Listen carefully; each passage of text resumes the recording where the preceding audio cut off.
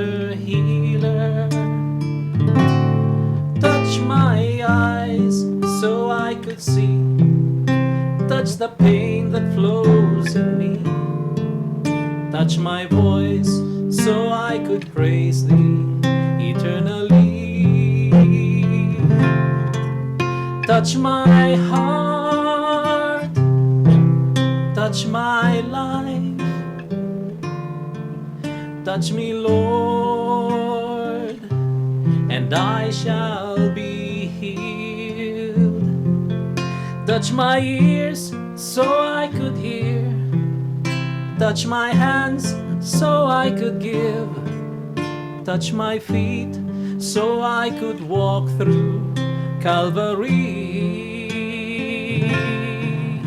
Touch my heart, touch my life. Touch me, Lord,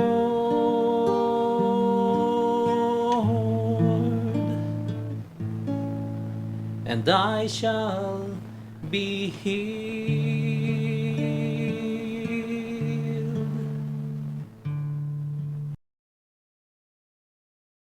Welcome to Jesus, Mary, and Joseph. Happy Easter, everyone!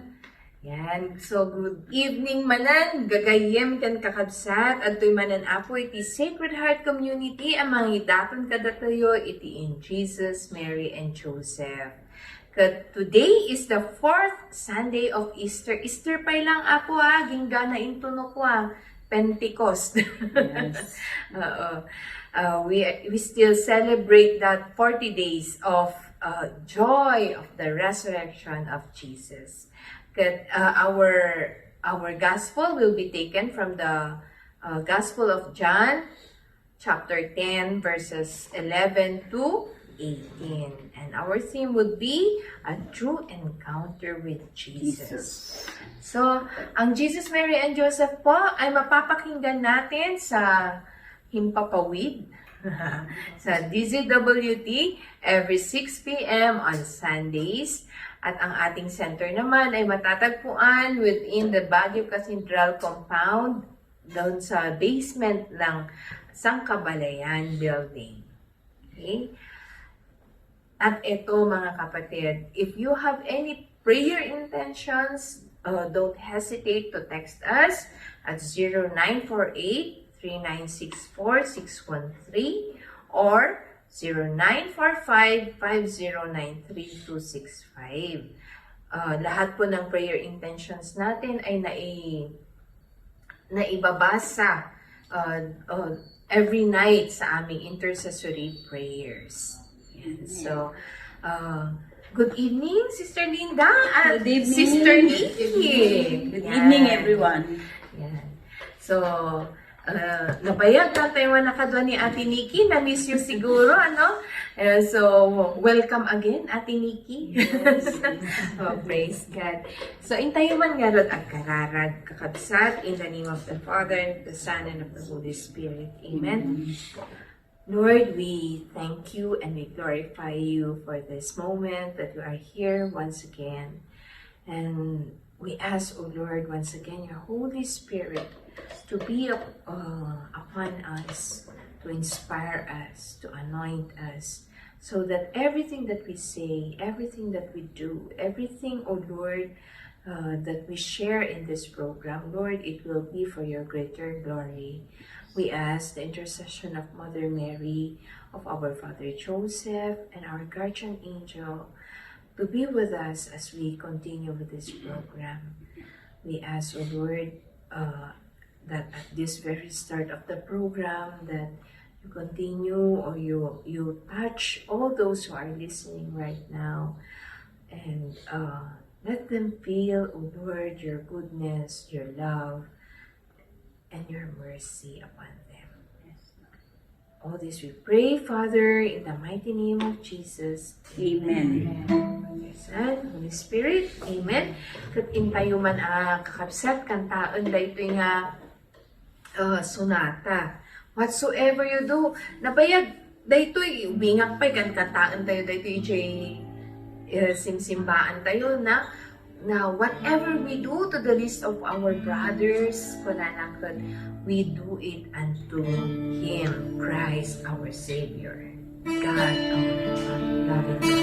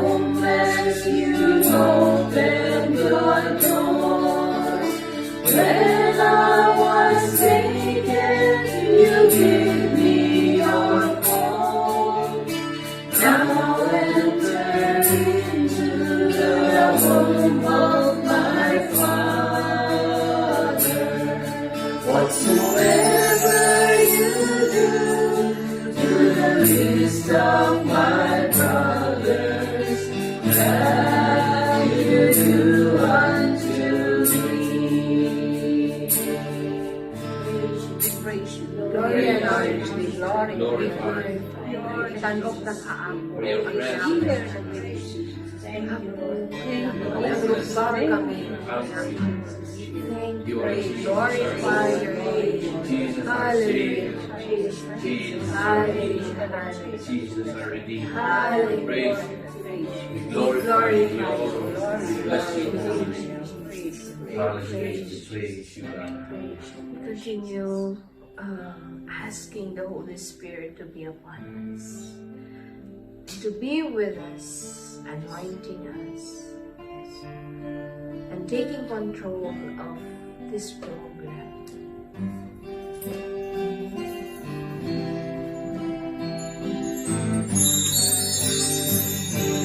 Come, Holy Spirit, I need you. Come, Holy Spirit, I pray. Come in the strength and your power. Come in your own special way. Come like a spring in the desert. Come to the wither of soul. Lord, let your sweet healing power touch me and make me whole. Come, Holy Spirit, we need you. Come, Holy Spirit, we pray. Come with your strength and your power. Come in your own special way. Come like a spring in the desert.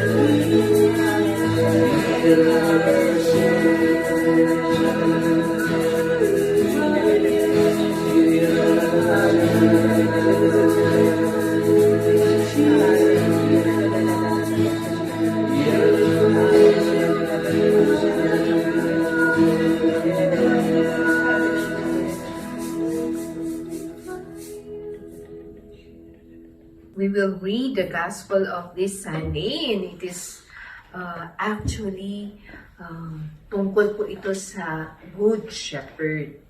So our Gospel is taken from John chapter 10 verses 11 to 18. Jesus said, I am the Good Shepherd.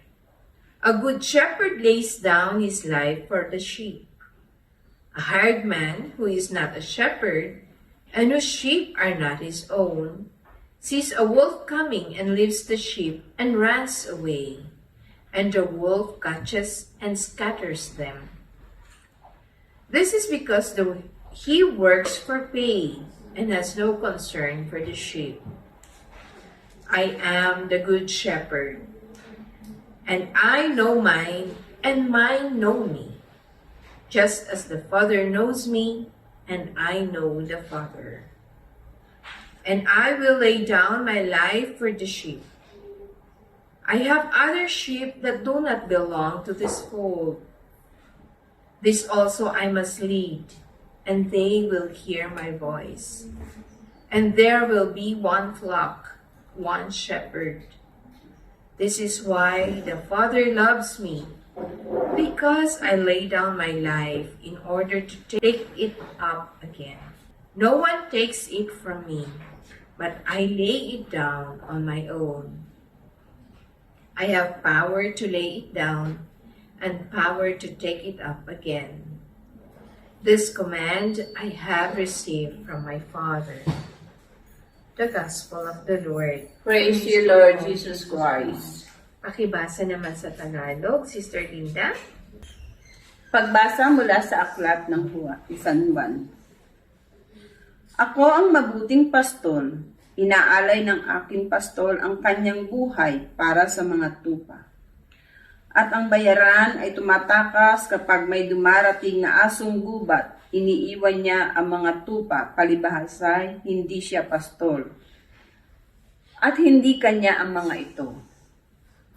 Kaya't sinusunggaban ng mga asong gubat ng mga ito at binubulabog. Tumatakas siya, palibhasay bayaran lamang at walang malasakit sa mga tupa. Ako nga ang nang mabuting pastol kung paanong kilala ng Ama at siya'y kilala ko. Gayon din naman, kilala ko ang aking mga tupa at ako na may kilala nila. At inaalay ko ang aking buhay para sa aking mga tupa. Mayroon akong isa pang mga tupa na nawala pa ang kulungang ito'y kinakailangan siyang ipasok ko rin at papakinggan naman nila ang aking tinig. Sa gayon, magiging isa na lamang ang kawan at isa ang pastol. Dahil dito, minamahal ako ng Ama sapagkat inaalay ko ang aking buhay upang ito'y kunin muli. Walang makakakuha ng aking buhay. Kusa itong ibinibigay, mayroon akong kapangyarihang ibigay ito at kunin muli. Ito ang utos na tinatanggap ko sa aking Ama. Ang mabuting balita ng ating Panginoon. Pinupuri ka namin, Panginoon Jesucristo. Pakibasa matman, iti Ilocano, Sister Nikki. Siyak tinaimbag a pastor. Tinaimbag a pastor, ited na tibiyag na kaagpaay karigiti karniro na. Ti makitangtangdan, panawan na ken itarayan na, dagiti karniro, no makita na nga umay ti lubo. Ta saan a pastor, ken saan na ako paida. Agtaray ti makitangtangdan, agsipod ta patangtangdanan laen, ket awan ti panangi sakit na kadagiti karniro. Siyak tinaimbag a pastor, amamunak ti Ama, ket amamunak mo ti Ama, amamunak dagiti karniro, ken amamunak mo. Madadaanak amang ipaay iti biyag ko gapu kadakwada. At dapay dagiti karniro nga awan ditoy, apagapunan, masapol, nga iyapon kumet ida. Ipangagdak to, titimog ko.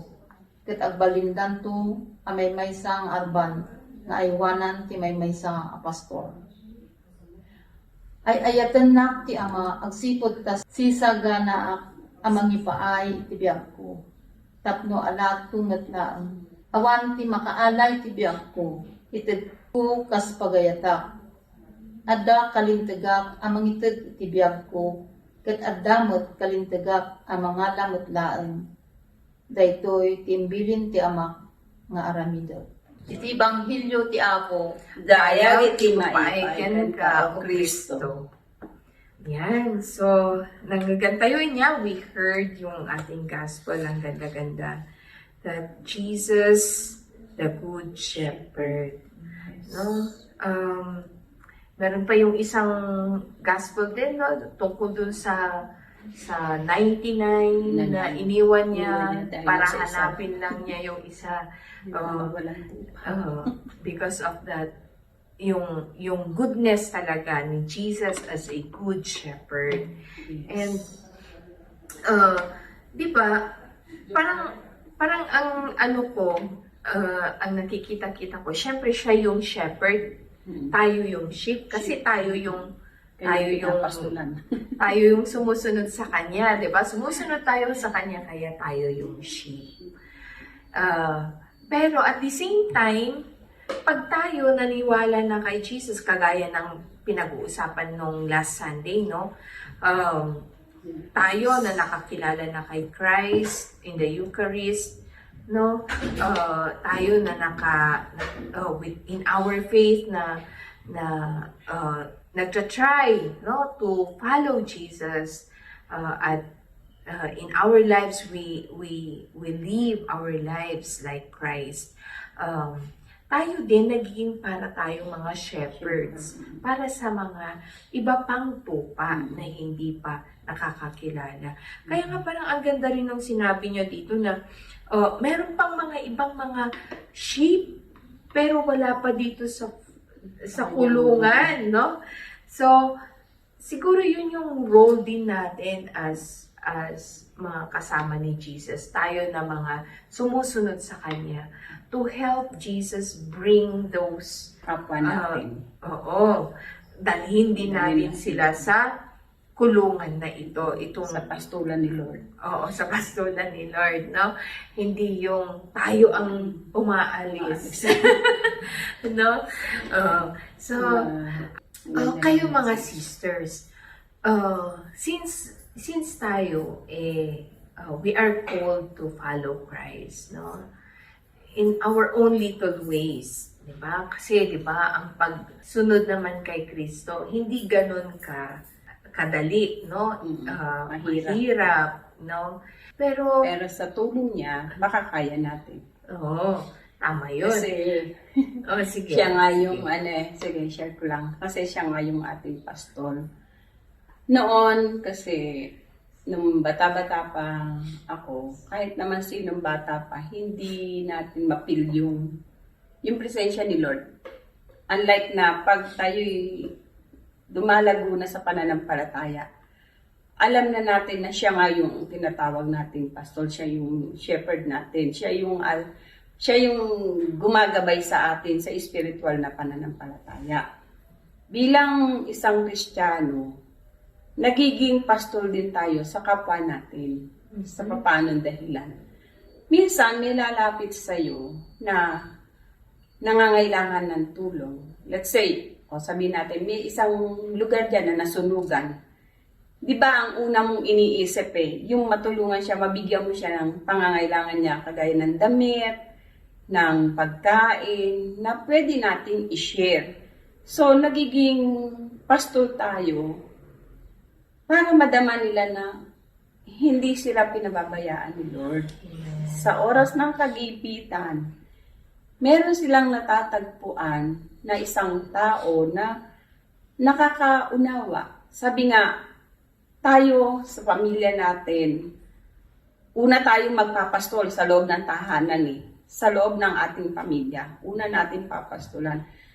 Kung hindi tayo marunong magpastol sa ating pamilya, paano tayo pastol sa ibang tao. Kasi doon tumitibay yung ating pananampalataya na hindi natin pwedeng iwan ang isang taong nawawalan ng pag-asa, na kinakailangan niya ng kausap. Hindi lang naman kasi material things eh. Meron dyan na tinawanan mo yung isang taong yun, pero hindi mo alam meron pala siyang mabigat na problema o pinagdadaanan. Pero dahil sa'yo, nagkaroon siya ng pag-asa. Ganon. Naanuhan mo siya na, o let's say, sa isang, dito sa atin, sa daanan dyan, marami nanghihingi ng limos, tapos bilang tao, hindi nawawala yung pagiging judgment. Anak ng katawan mo, nanghihingi ka ng limos. Di ba ganon eh? Ganon, minsan marating ganon. Pero, pag-iisipin mo naman na malaki man yung katawan niya, pero hindi mo naman alam yung kakayahan ng utak niya. Baka yun lang yung paraan na kaya niyang gawin para hindi siya makagawa ng masama sa tao, kung hindi ang manghingi. Diba? Si Lord napakabait. Kasi, ginagamit niya tayo bilang instrumento. No? Akala lang natin, hindi tayo nagiging instrument sa ating kapwa, sa ating pamilya, sa ating ano.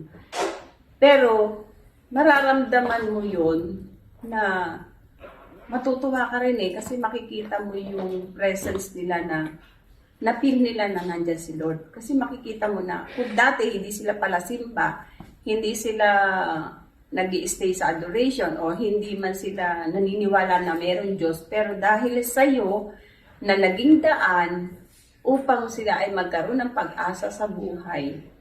Kaya, nagpapasalamat sa iyo. Nagpapasalamat sila kasi thank you kasi nandyan ka nakaalalay sa amin. Thank you dahil binigyan mo ako ng makakain. Thank you. Di ba malaking bagay na yun? Hindi man tayo mabayaran ng material na bagay. Yung salitang salamat, malaking kaluwagan na ng kalooban ng bawat isa. Kaya ang ganda ng ating gospel. Kasi ang taong naliligaw, nangangailangan ng kalinga. Ang taong nawawala ng pag-asa, nangangailangan ng pangunawa. Kaya ang mga taong, ang taong nagigipit, sabi nila, ang taong nagigipit sa patalim kumakapit. Pero iba na po ngayon, iba na po ngayon mga brothers and sisters. Ang taong nagigipit, kay Lord ka lumapit at tiyak na hindi ka pababayaan. Lamang po. Sabi ko, hindi ka maiipit. Praise God.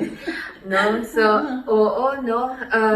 Kaya nga ang ganda nung kinanta natin yung sa first, na whatsoever you do, kung ano man yung gagawin mo sa ibang tao, you do it unto me, sabi ni Jesus. Yes. And, yun. So, kagaya nga dito sa amin sa Sacred Heart Community po, meron po kaming yung mission vision, di ba? Ang vision po namin is that we become Christ-like.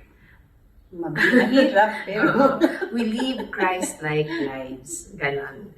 Mahirap kasi, di ba, si Kristo nga pinako sa krus, no? Yun, so we expect na maraming mga pagsubok, maraming mga yung hindi ka paniniwalaan, kagaya ng na-share nung last week, no? Na kukutsain ka. And yet, we have to stay strong and to just focus on the Lord, following the Lord. ma-share ko lang. Kasi, di ba last week, Holy Week, no? Holy Week. Alam mo yung last past 2 weeks, basta dumaan ang Holy Week. Alam mo, binigyan ako ni Lord ng trials. Tumawag sa akin yung pinsan ko. Pinaalis na sila doon sa titirhan nila.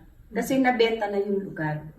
So ngayon, sabi niya, ate, baka may tutulong ka. So, likas naman talaga ako matulungin kahit wala naman ako ibibigay. Yung presence ko ba, ibinibigay ko. Ngayon, sabi ko, ano mo?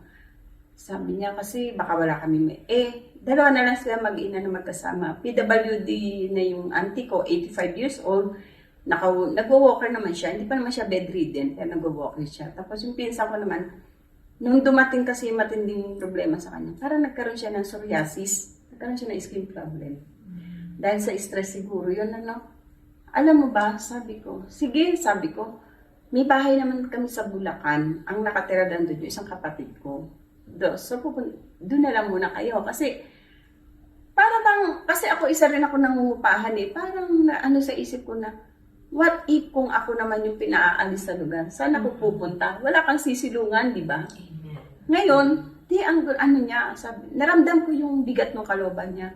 Sabi niya, 37 years na ako dito, ate. Ayoko ganito, gano'n.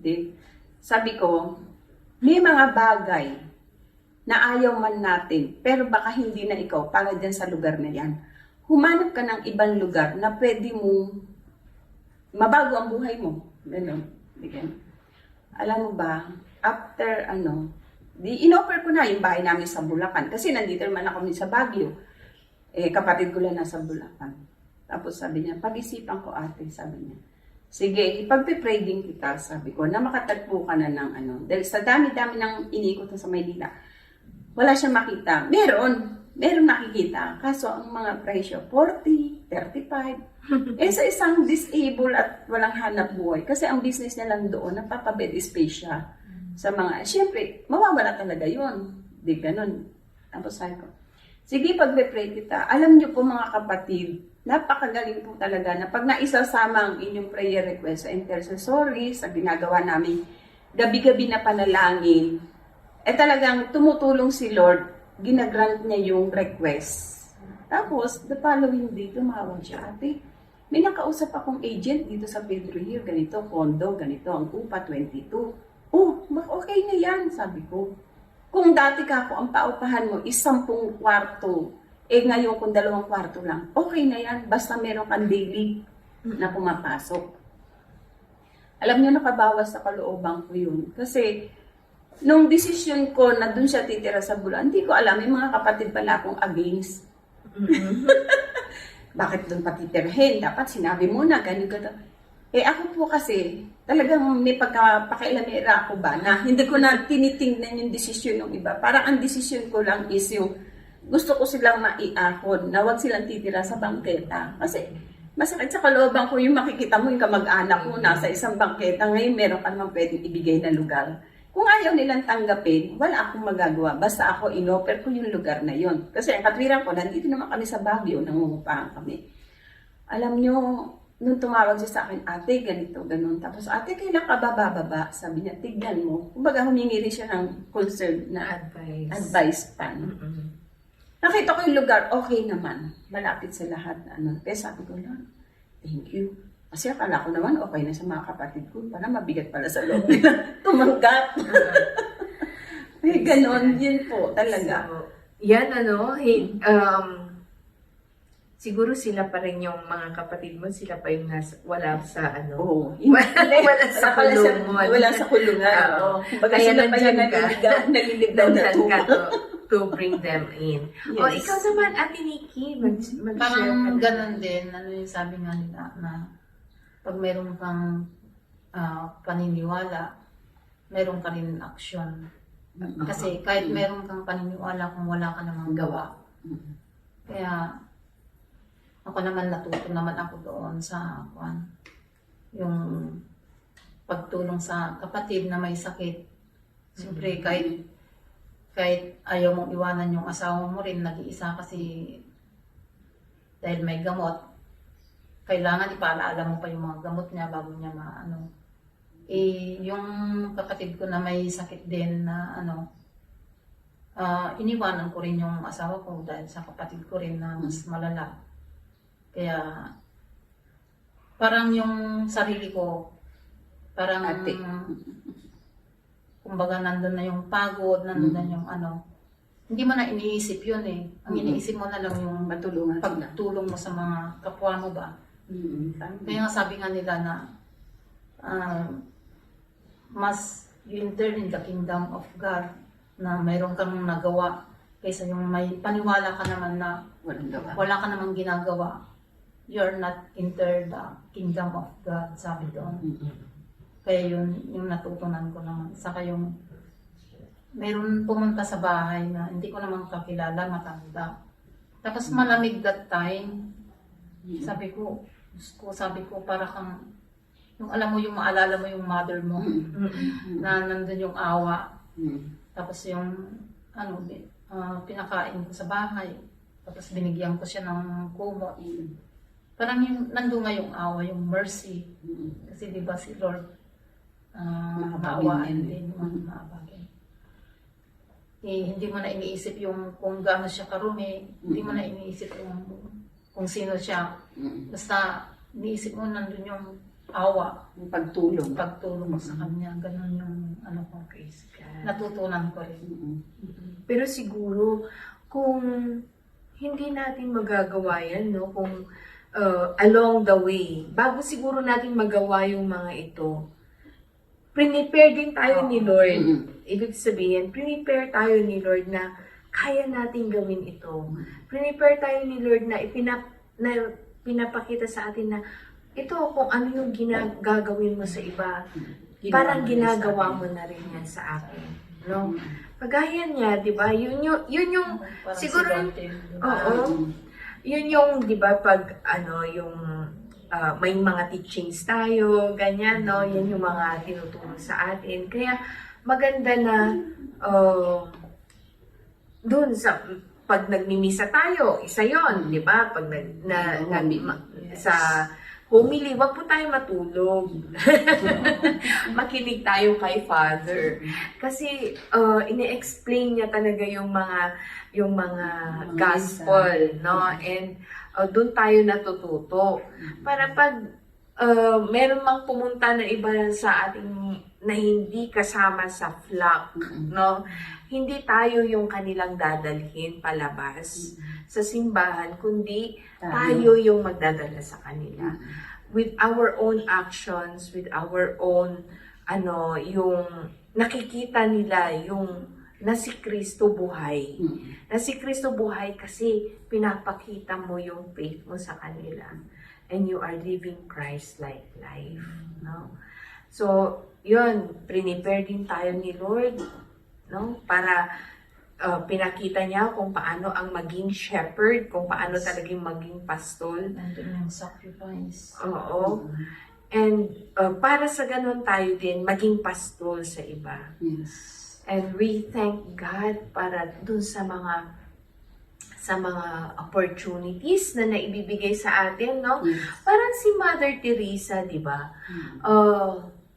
Ang ganda nga nung sinabi niya na every time na may nagtanong sa kanya, Mother, bakit, paano mo nagagawa ito, no? Yung inaalagaan mo yung mga talagang ayaw na sa kanila, yung mga hindi lang madungis, no? Inuuod na sila along the way, pero kaya mo silang linisan, kaya mo silang ang sinabi lang ni Mother Teresa, because I see Jesus in them. Yan. And yun yung yung challenge din sa atin. Yun yung call sa atin na sana in every person that we see Jesus in them. Yan, 'di ba, nung Holy Week po, we are called to do that. Ano yun? Prayer, fasting, and almsgiving. Ayan. Part yan ng almsgiving, yung helping others. Especially, halimbawa, nagbigay ka ng catechism sa mga bata, or kahit hindi ikaw ang nagsabi, pero you help, tumulong ka. Oo. Kahit na pumunta, to support, parang support group ka lang. But there, andun yung puso mo, andun yung prayers mo, no? That is actually almsgiving kasi you are learning, you are giving something to yung mga mangmang or walang alam sa faith. Ganon, no? For example, yung mga bata, if you teach them, then that is almsgiving to them. Yung faith mo ang share mo sa kanila, no? And Yung time mo, yung effort mo, na Oo, sila. no? Ano.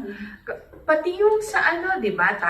Meron tayong prayer meeting every Thursday. Every Thursday po may prayer meeting dito sa Sangkabalayan. 3 Join po o'clock. kayo, Join po kayo. So, sa pag-set up pa lang ng halimbawa yung mga musical instruments, ganyan, no? Yung paglagay ng mga upuan, if we do it with love, no? Andun yung prayer natin, then that is showing Christ to others.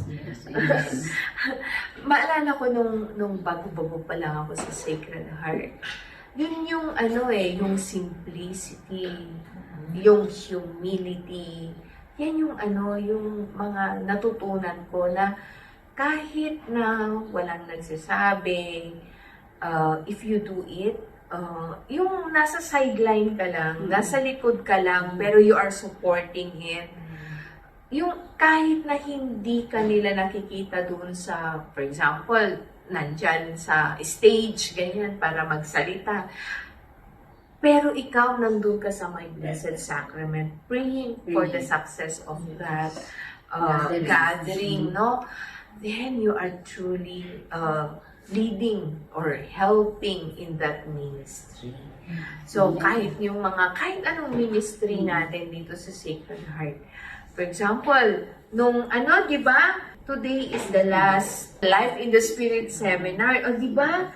Kahit in our own little ways, meron tayong naitulong doon, kahit yung pag-prepare lang ng food, paglagay ng mga upuan, pag-welcome sa registration, di ba? Pag-assist sa mga kwan, or tumulong ka sa lahat yun, that is being Christ to others. At ganun, no? Pag nakita na natin si Kristo, tayo as His sheep, huwag na tayong kumawala sa Kanya. We follow Him.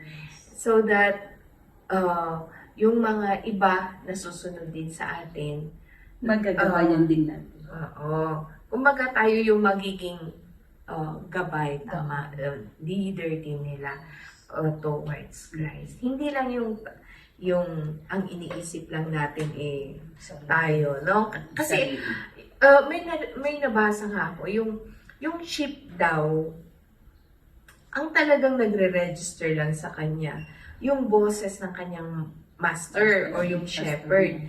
Pag may nagtawag sa kanila na iba, hindi nila pinapansin. Hindi nila pinapansin. Kasi hindi sila yung master nila.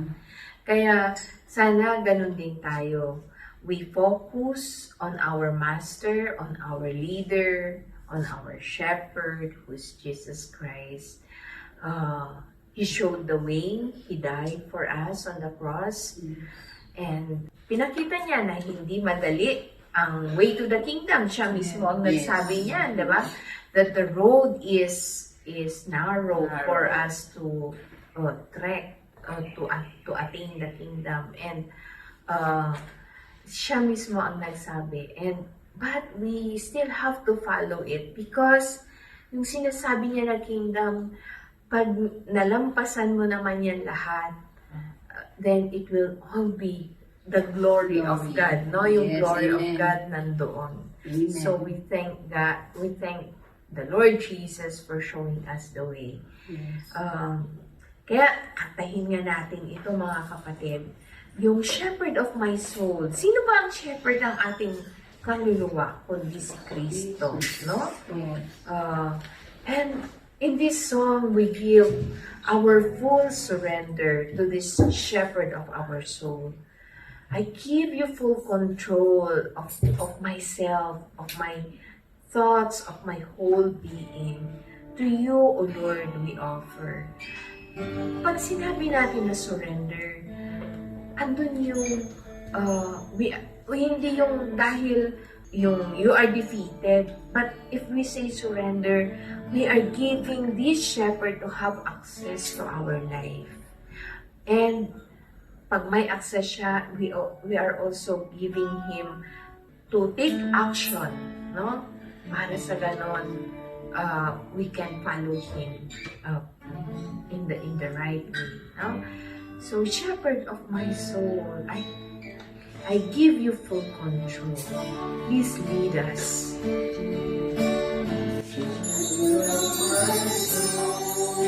I give you full control. Wherever you may lead, I will follow. I have made a choice to listen to your voice. Wherever you may lead, I will go. Lead in the quiet pasture, or by a gentle stream. The shepherd of my soul is by my side. Should I face a mighty mountain or a valley dark and deep, the shepherd of my soul will be my guide. Shepherd of my soul, I give you full control. Wherever you may lead, I will follow. I have made a choice to listen to your voice. Wherever you may lead, I will go. Lead in the quiet pasture, or by a gentle stream. The shepherd of my soul is by my side. Should I face a mighty mountain or a valley dark and deep, the shepherd of my soul will be my guide. Ang ganda, no? Ang ganda ng kanta na to. And we are giving Jesus, we are surrendering to Jesus our life, our whole being. And I give you full control. Yes, Jesus, this is our prayer. And please have full control of our lives. Kung minsan, Lord, nawawala kami, we lose sight of you, just like that sheep that get lost. And yet, Lord, kahit na to the extent that you leave the 99 sheep behind, para lang, Lord, hanapin kami. Yung nawawala na tupa na yan. Ganun mo kami kamahal, Lord. And we thank you very much. We thank you, Lord, na hindi mo kami pinapabayaan.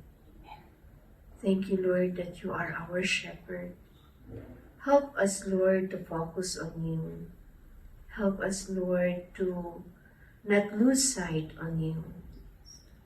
Na sana hindi na kami lalabas pa sa kulungan na ginawa mo para sa amin.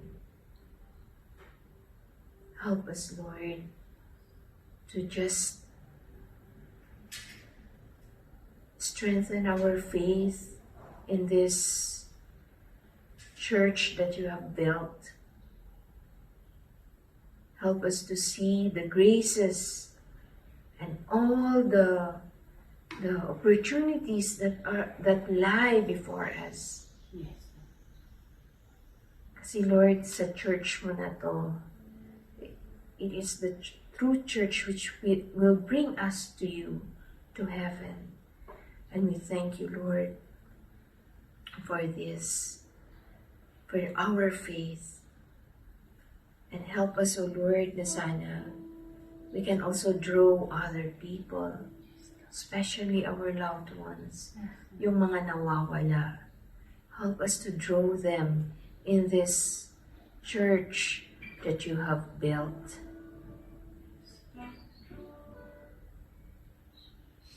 May we pray as we sing this song, all we like sheep As we pray this song, we ask Jesus to heal us, and we continue to surrender to Jesus our life, our loved ones, our cares, our anxieties.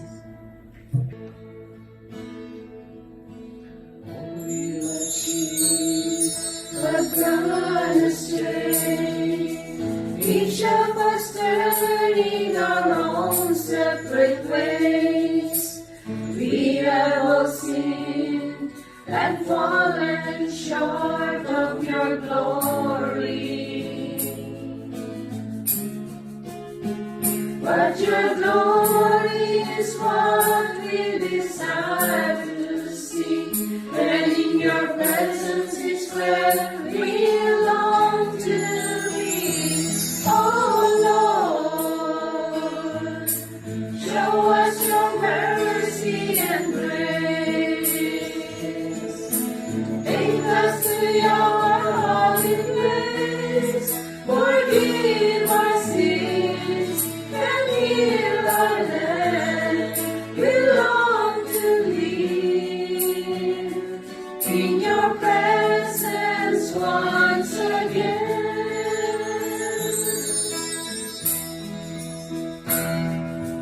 Taking our sickness, taking our pain, Jesus the sacrifice lamb must be slain.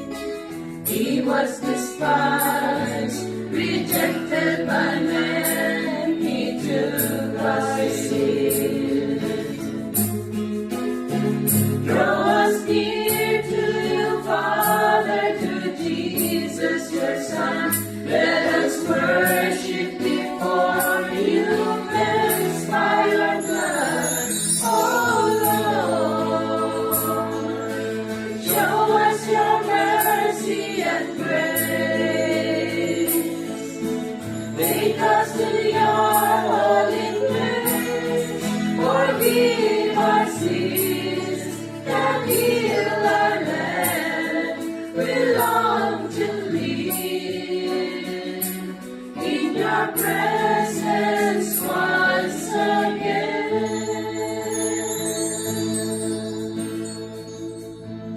May we invite Sister Linda to lead us in the healing prayers. Dakilang Diyos, mapagpalang Ama, muli narito na naman po kami. Humihingi po kami ng kapatawaran sa lahat ng aming mga pagkukulang at pagkakasalang nagawa laban sa iyong kalooban. Sa mga oras na ito, dinadalangin ko po sa inyo ang aking mga kapatid na nakikinig at nanonood sa YouTube, sa aming samahan dito sa Sacred Heart Community. Ikaw ang Diyos na dakila at makapangyarihan sa lahat. Hipuin mo po kami mula ulo hanggang talampakan. Alisin mo ang anumang aming mga karamdaman. Karamdamang espiritual, karamdamang emosyonal, karamdamang pisikal. Gayun din po ang pinansyal na pangangailangan ng bawat isa. Sa mga oras na ito, dakilang Diyos at mapagpalang Ama, wala kaming magagawa kung wala ka. Ipinagkakatiwala namin sa inyong aming kagalingan. Tulungan mo po kaming makasunod ng ayon sa iyong kalooban. Naway huwag kaming maligaw ng landas upang kami ay makasunod sa iyong mga gawain. Patuloy mo kaming bigyan ng lakas upang ang aming kapwa ay amin din masubaybayan at magabayan patungo sa iyo. Ilayo mo kami sa anumang uri ng kapahamakan, panganib, disgrasya, o anuman sakuna, anumang gawa ng kalaban. Tulungan mo kaming makasunod ng ayon sa iyong kalooban. Ang lahat na ito inaalay namin sa pangalan ng iyong anak na si Jesus at ng kanyang ina na si Ave Maria. Amen. Thank you, Jesus. Jesus, Mary, and Joseph. I give you my heart and my soul. Jesus, Mary, and Joseph. Assist me in my last agony. Jesus, Mary, and Joseph. May I break forth my soul in peace with you. Amen. Glory be to the Father, and to the Son, and to the Holy Spirit. As was the beginning, is now, never shall be, world without end. Amen. Father, Son, and Holy Spirit. Amen.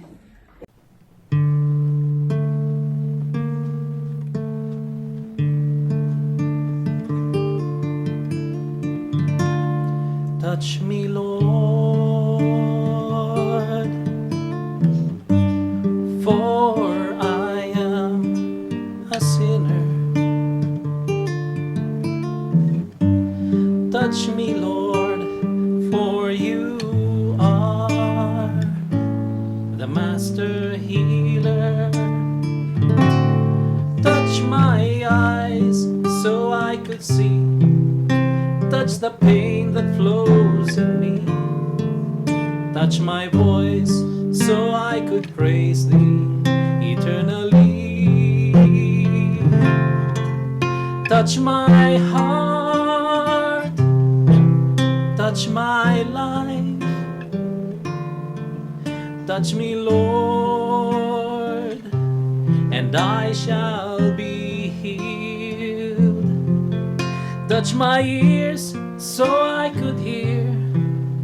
Touch my hands so I could give.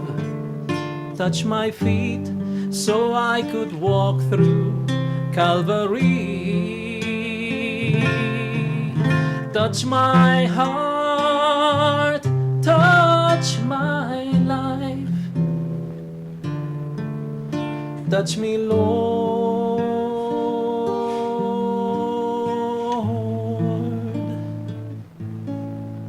and I shall be healed.